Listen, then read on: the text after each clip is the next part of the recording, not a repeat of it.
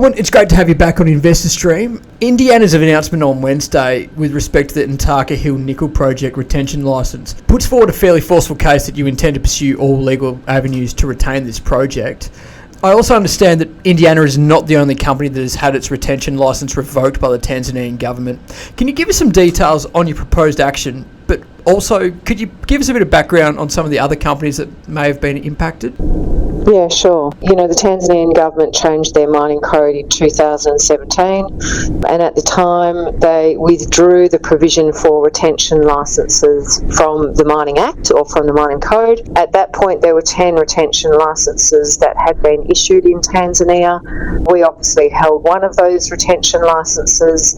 There's another company called Windshare Resources, a Canadian group, that held another 4 of those retention licences for a gold project.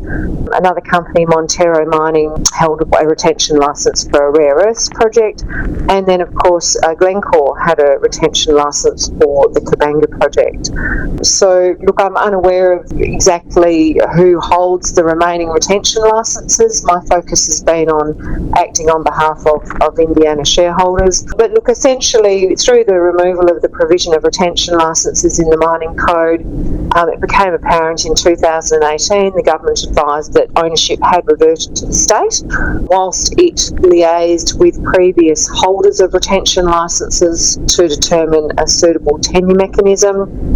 We had been working with the Tanzanian government over a period of 2 years on consultation with regards to this, and had made multiple submissions and representations to the government on how we would progress the Nataka Hill asset. What happened in December 2019 was the government published a tender process on their website advertising all of the 10 retention licences as available to public tender. So really that's how this issue has come to a head, I guess. So it's become pretty clear to Indiana that we don't have a right to our retention licence any longer, that the government has no intention of engaging with us to work out what a suitable licence process would be. We had been working with them on having a prospecting licence granted, but it seems that they've chosen to go down a different path. So the company has decided to consider its legal options that are available to us in this situation. So a couple of things here. Why is this a breach of an agreement between the UK and Irish governments and Tanzania? And does this give Indiana further optionality in a legal sense?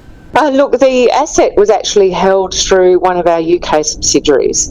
So the retention licence was held by a company registered in Tanzania that was wholly owned by a UK registered company that is essentially a subsidiary of Indiana. So the protection that trade and investment treaty covers us for is that in the event of an expropriation of an asset, so that the treaty is very clear in this regard, is that we are entitled to compensation for the expropriation. Now, the value of the compensation is quite clearly articulated in the treaty. It's the value historically invested into the project.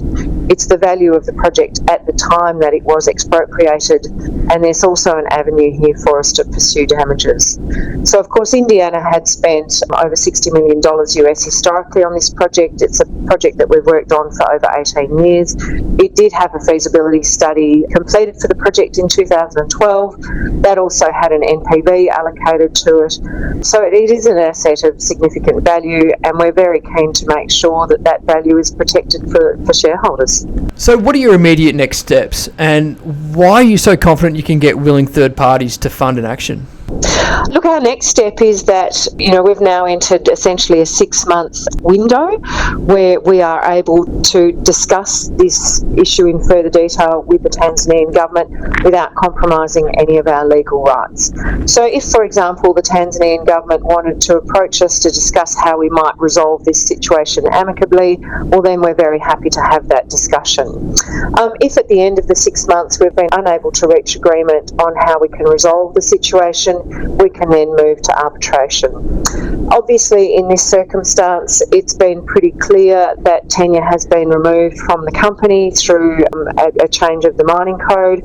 It is very clear that the government has advertised this asset essentially for sale on its website, and so we believe that we have quite a strong case for legal recognition of the damages that we've suffered and compensating us for our loss.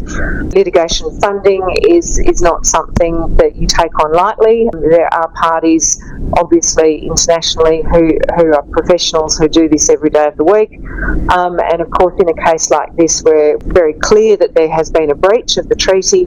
This is an instance where litigation funders are quite happy to come in and support the legal process financially so that you can keep focused on your other assets and your other projects, and then they of course take a percentage of whatever monies you recover as part of that process. Thanks, Bronwyn. Just while we've got you, can you give us a quick rundown on progress with your gold exploration activities in Mali? How are things going there?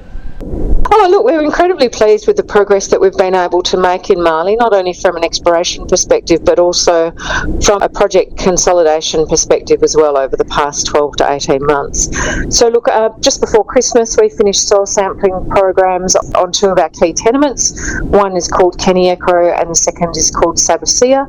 Sabasia is a project that we just recently picked up through a joint venture in about November 2019. So we're really pleased that we've been able to hit the ground running there and complete that work so quickly. We should have results into the market very shortly on what those soil sample programs have delivered us in terms of information, and we'll also be able to determine from those results what our next activities should be on the ground in Mali. I think, we have seen there has been considerable consolidation and M&A in the gold sector.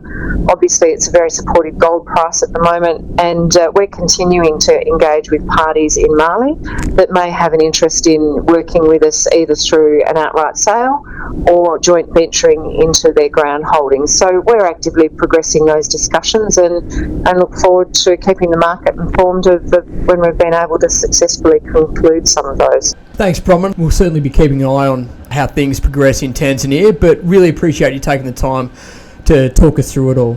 Thanks very much for your time. Thank you.